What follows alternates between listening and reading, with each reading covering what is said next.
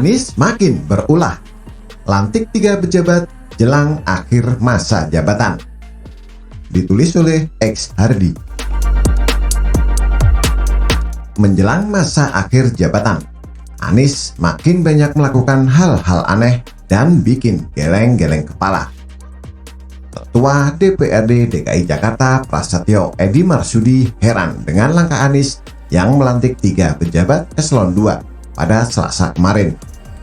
Padahal masa jabatan Anies akan berakhir pada Oktober 2022. Makanya ada apa? Kan masa jabatannya sebentar lagi akan habis. Kok malah bangun dinasti, kata Prasetyo. Jangankan ganti orang, ganti nama jalan dan rumah sakit saja dia bisa lakukan. Apa sih yang tidak bisa dan tak berani dia lakukan? Bukan hanya itu, dia juga merasa heran dengan jajaran direksi badan usaha milik daerah yang baru saja diganti baru-baru ini. Padahal BUMD itu sedang lari kencang-kencangnya. Kayak MRT, ini kan lagi ngebut menyelesaikan pembangunan fase 2. MRT itu program nasional bukan provinsi loh, katanya lagi. Loh Pak, masa tidak tahu kelakuan Anies? Anies bekerja sesuai selera dia. Tidak peduli apakah etis atau tidak. Tidak peduli apakah menabrak aturan lain atau tidak. Yang penting dia bekerja sesuai selera dia dan seenak jidatnya. Kalau menguntungkan secara politik, jangan harap bisa mengubah niat Anies. Demi dirinya, apapun mungkin akan dilakukan. Anies kan sering disebut sebagai gubernur rasa presiden. Julukan ini memang tidak salah. Dia merasa Jakarta ini punya dia sendiri.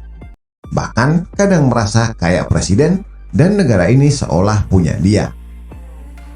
Padahal beberapa waktu lalu dia bicara soal pemerintah daerah jangan bekerja sesuai selera, tapi harus mengacu pada rencana pembangunan. Dia itu seperti menampar diri sendiri, tapi masih belum sadar-sadar juga. Soal bangun dinasti, saya kurang tahu tentang ini. Bisa jadi ada kemungkinan Anies sebentar lagi akan lengser. Dia butuh eksistensi agar namanya tetap diperbincangkan publik. Tujuannya supaya dia bisa menuju Pilpres 2024. Kalau tidak lagi dibicarakan publik atau media, namanya bisa redup dan elektabilitasnya bisa anjlok. Dipastikan dia akan pusing memikirkan cara supaya tetap eksis dan panggung politiknya tidak roboh. Kepada Pak Prasetyo, biarkan saja apa yang mau dilakukan Anies. Toh dia merasa tidak ada yang bisa menghalanginya. Sekelas KPK saja tidak berdaya. Usut Formula E saja masih belum beres setelah sekian bulan.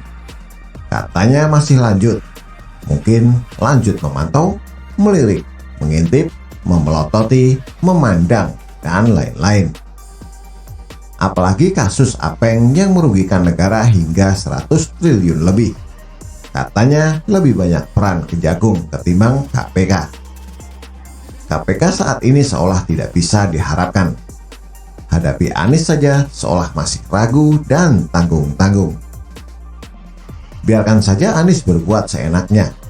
Kemunafikan orang ini sungguh tak dapat dilukiskan dengan kata-kata. Dia juga licin bagai belut, sulit digenggam apalagi ditangkap. Bahkan 7 fraksi parpol di DPRD DKI saja sampai tersentuh oleh kemurahan hati Anies dalam penjamuan makan malam, sehingga mau menolak interpelasi Formula E. Prasetyo minta ketimbang Anies sibuk menempatkan orang di SKPD dan BUMN, dia menyarankan Anies untuk fokus menuntaskan RPJMD. Etikanya saat mau akhir jabatan memudahkan kerja penerusnya, bukan membebani dengan menempatkan orang-orangnya, kata dia. Apa yang mau dituntaskan? Anies sudah bilang jadi pemimpin itu sebaiknya lanjutkan program pembangunan. Itu seperti semacam kode agar penerusnya melanjutkan hasil kerjanya sehingga dia sekarang tidak usah lagi bekerja. Sekarang dia cukup fokus cari muka, tebar pesona, dan senyum dada-dada ke masyarakat dan berharap diteriaki presiden. Janji politiknya pura-pura dilupakan atau cukup dilakukan sedikit dan bilang sudah menuntaskan janji politiknya. Inilah ciri orang yang sangat tidak tahu malu, menyulitkan kerja penerusnya demi ambisi politiknya sendiri. Harapan kita cuma satu, presiden bisa menunjuk seorang pejabat gubernur DKI yang benar-benar berpola pikir berbeda dengan Anies. Lalu bereskan semua kekacauan yang dibuat Anies. Ganti semua bijakan konyol yang pernah dibuat seenak jidatnya. Peduli amat dengan muatan politis atau sejenisnya. Toh Anies juga banyak muatan politisnya. Yang kacau, buruk, dan bobrok. Singkirkan semuanya. Dia yang bikin Jakarta seperti ini. Malah pede meminta calon penerusnya untuk melanjutkan apa yang dia lakukan.